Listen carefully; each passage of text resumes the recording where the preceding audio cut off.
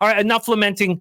Let's get to work. I'm excited about doing the work. Thankful to have the opportunity to do it with you guys. Let's get after it right now. Let's go. We start Thursday, November 30th at 8:15 p.m. Eastern. Seattle Seahawks 6-5, 2-3 on the road. The Dallas Cowboys 8-3, 5-0 at home. AT&T Stadium in Arlington, Texas. You know, we've all heard over and over and over and over again how these primetime games are going under at an alarming rate. And what are we doing, man? We should just be betting these blindly at this point. We'd be fucking on a beach somewhere. Well, I'm on the first half over and the full game over in this one. I don't care what's been happening on these standalone games. And I've made money. I'm an under better. So I've been fine with these primetime unders. But not here. I think there's going to be points. I think there's huge issues with the Seahawks' red zone abilities defensively and sort of offensively too, but they're going to have to do work here. They're going to have to score. They can't just sit back because their defense just isn't good enough. Let's go over the line history here in this one. This opened up with the Cowboys. These are all pinnacle lines. Opened up with the Cowboys -7.5. Cowboys are -9 right now. -9, -105. We go over to the total in this one here. We have it sitting at 46, -109 to the over. There was initial movement when this line came out on Sunday night. Within 9 minutes, there'd be 9 cents of juice to the over. What I think stopped that from happening is people are making their living betting primetime unders. They're paying their mortgage winning primetime unders. So they don't care.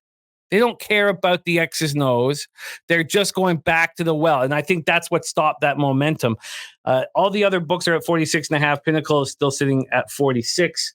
When we get to the cash flow here, God, I don't have it up right now. I'll have to pull this up here. We'll go over the cash flow in a second. It's right here. God, sorry. I just football is I can't stop thinking about football every second of the day right now. And it's just making me crazy. 17% of the tickets and 25% of the cash is on the Seahawks. And from a total perspective, 53% of the tickets and 88% of the cash is on the under.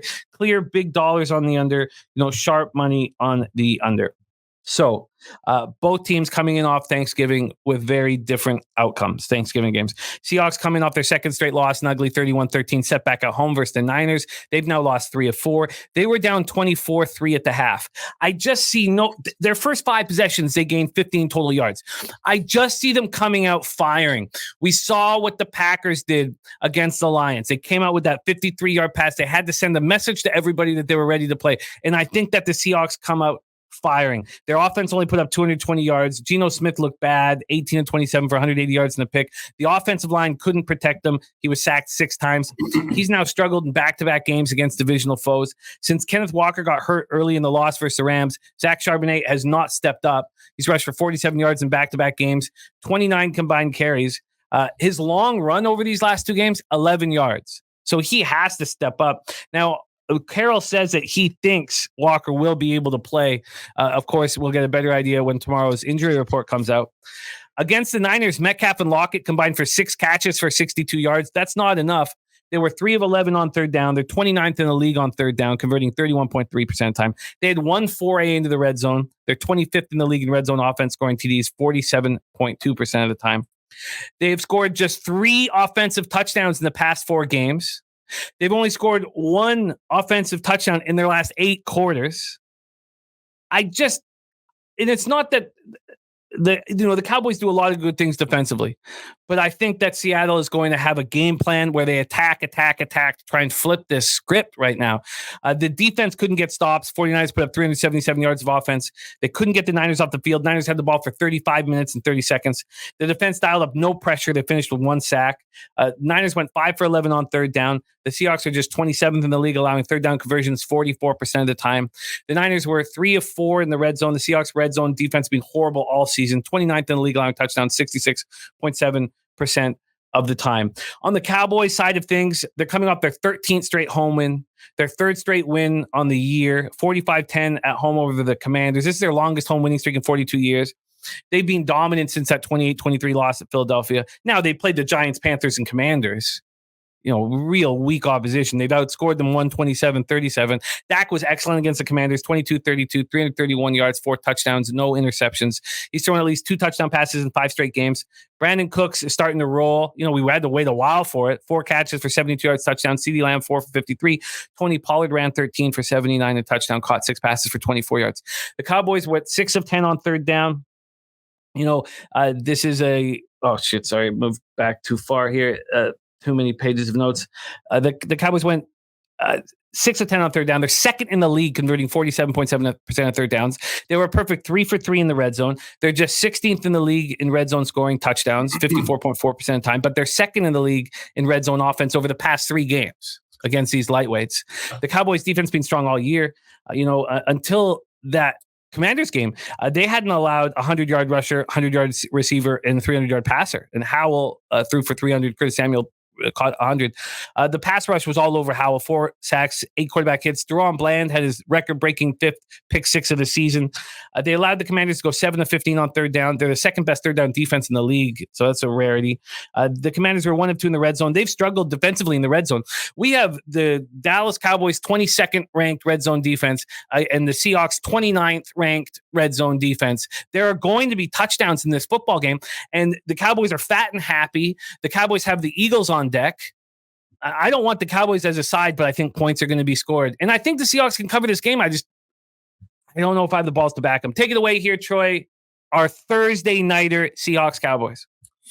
I think the market really is starting to adjust to the Seahawks team and finally starting to become more in line where I had them. And just like looking back at last week, when you got 2 teams with the same record and the road team is laying a touchdown on the road, that's just blew my mind. It's like the books are giving you an answer to the test with that last game. I don't think it's as clear as to spot this, here, but you look at the Seahawks, just down the list. I've talked about this before. Below average quarterback, a bad offensive line that gets destroyed for his top 10 pass rushes. They played the Bengals, Browns, Ravens, and 49ers, all of which are in the top 10 pass rush. And their PFF grade averages out to a 49, which is a failing grade and probably would qualify as the worst in the NFL. I think this defense really couldn't stop a nosebleed, let alone a rushing attack. And I faded this team about 5 weeks in a row at this point. And outside of the Browns, I've been cashing. So there's no reason to stop now. I was surprised to see the line move as aggressively as it has, because I did take the Cowboys in a money line parlay with the Lions. And I took that earlier in the week when this line was at 7.5. And, I was hoping to maybe get a 7 and then lay the points with the Cowboys, because I think the Cowboys will dominate the line of scrimmage. They'll be able to force some turnovers. There's actually not a lot of history with this market. Sorry, I got like something in my eye. It's bothering the shit out of me. Excuse me.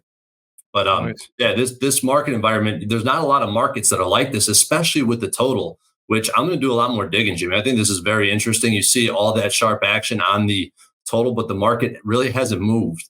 And usually when you see that big of splits with the sharp action, on a Tuesday, this line has already moved down a point. Why is it moving down? I think that's actually it kind of reminds me of what game went over recently? The Ravens-Bengals game. Did that go over? I'll do some more digging. I'll probably make a post about the total, because I'm fascinated with this total at this point. But this is one of the total. I didn't just go bet the under, because I kind of see it playing out the way you do, Jimmy. I'm going to see a desperate Seahawks team, a fat and happy Cowboys team, who I think is going to have success moving the ball. But like, if they can't block for Geno Smith, how is that? What's going to happen? In turn, that we bet an over with the Cowboys before, and the turnover, the pick 6 got us there. I could totally see a turnover going for a touchdown. So if they're dropping back to pass a lot, they're not protecting Geno. More opportunities for defensive touchdowns, and they're going to they'll be playing from behind, in my opinion. So this is all good news for the over.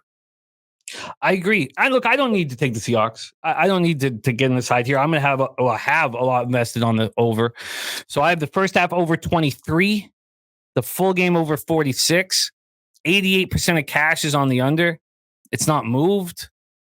Like right. You said, you nailed it. Like, you tightened up my elongated bullshit. But yes, this is a Seahawks team that must attack immediately. They have to.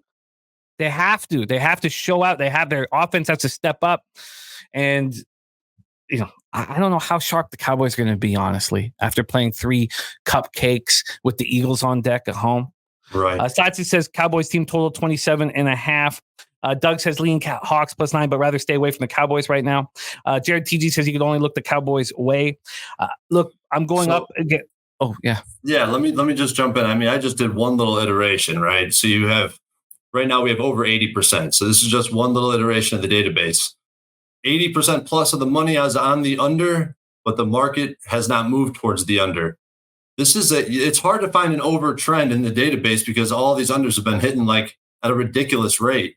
But we're seeing a 56% spot, 24 and 20 to the over. Like finding any over trend in the database at this point, like I need a 70% trend to be confident in it. So seeing an over trend at 22, 24 and 20 to the over, like that's, to me, that's really strong because you're not finding that. This is a move I wanted to make badly. It's like the books are taking a stand, right? The books are taking a stand. Everyone wants the under. Sharps are on the under. People are paying. I mean, you're really piquing my interest here, man. I'm doubling up. First half over 23, full game over 46. That is our Thursday night. We'll have our Thursday night live stream right here, hosted by Mikey M.